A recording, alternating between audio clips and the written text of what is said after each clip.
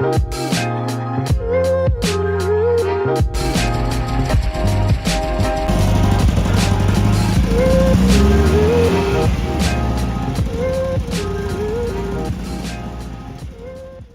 humble beginnings as a dictator's dream in Nazi Germany to world icon status, the Volkswagen Beetle has been a symbol of love, peace and prosperity since time immemorial.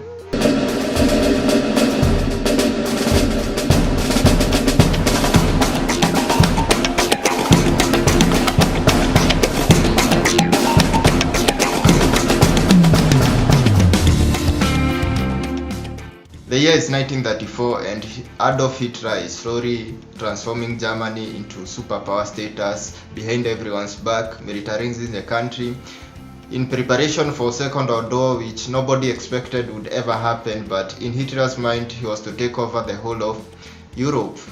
So Hitler believed that the Germans were a kind of superior race and hence they deserved the best. So in his view, no German was to be poor, and one symbol of a prospering race and a prospering country was owning a car by then, because at the moment vehicles were not affordable as they are today.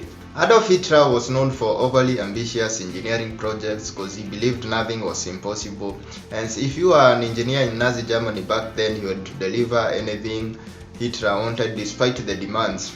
But this time around, Hitler's demands were very simple.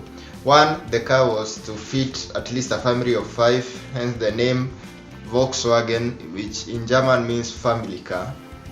2, the vehicle was to be very fuel efficient and simple to maintain.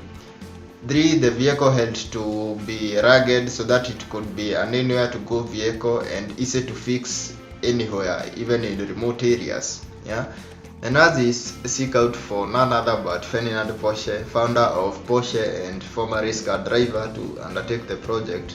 So Porsche decides to shove a Boxer 4 engine into the back of this vehicle, as it could not fit any straight engine well in the rear, because he now was managing space, because remember the requirement was that this vehicle was to be able to fit 5 people well, that is a family of 5, according to Hitler's rules.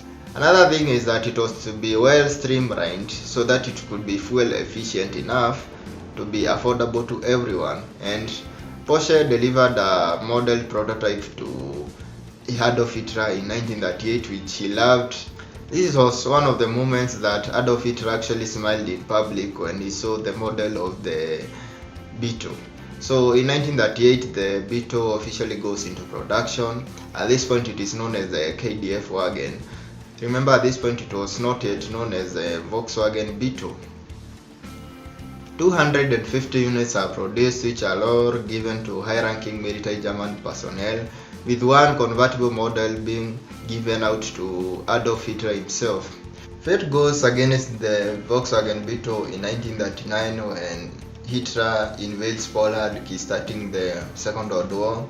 Now all the factories in Germany were converted into military companies to produce weapons, vehicles and such in contribution for Germans' ambition in the Second World War.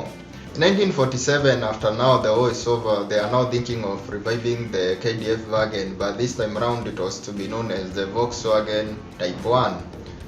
So the old factory had been bombed during the war, so they set up a new factory.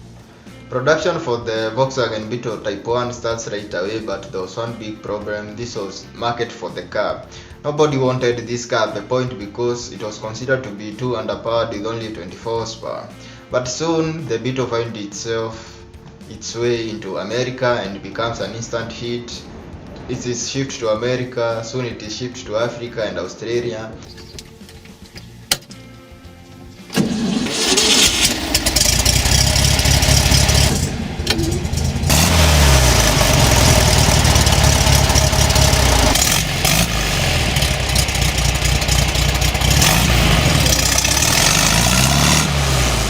By 1950s, the Beetle becomes an instant hit, and it is one of the sort reliable vehicles because it was reliable, fuel efficient, easy to maintain. It was air cooled. It did not even need water to run. So it was one of the most efficient vehicles to live with back then.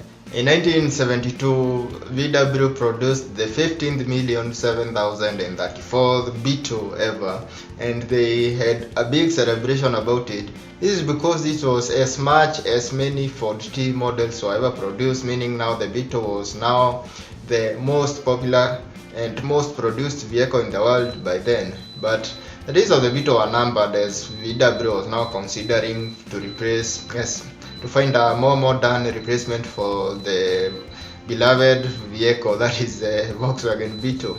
In 1974, VW Group launches the Golf MK1 as a replacement for the Volkswagen Beetle, setting the end of production of the Volkswagen Beetle, apart from in Mexico and Brazil, where they apparently decided not to let go of the car. Actually, in Mexico, the VW Beetle was produced until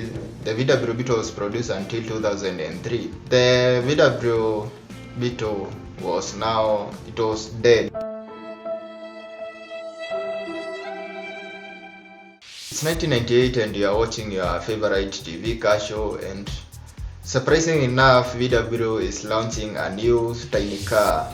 The curtains are lifted and to your surprise, the VW Beetle is back.